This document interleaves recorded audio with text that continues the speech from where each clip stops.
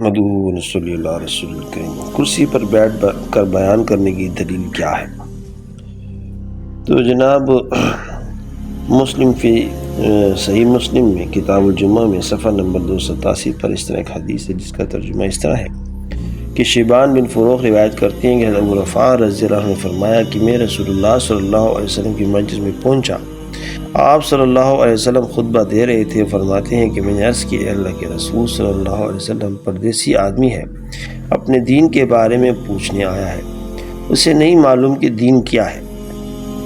فرماتے ہیں کہ آپ صلی اللہ علیہ وسلم میری طرف متوجہ ہوئے اور اپنا خطبہ چھوڑ دیا یہاں تک کہ مجھ تک پہنچ گئے تو ایک کرسی لائی گئی جس کے پائے میرے خیال سے لوہے کے تھے۔ فرماتے ہیں کہ اس پر رسول اللہ صلی اللہ علیہ وسلم بیٹھ گئے اور اس علم سے جو اللہ تعالیٰ نے آپ صلی اللہ علیہ وسلم کو سکھایا تھا مجھے سکھانے لگے، تعلیم دینے لگے، پھر اپنا خطبہ پورا کیا۔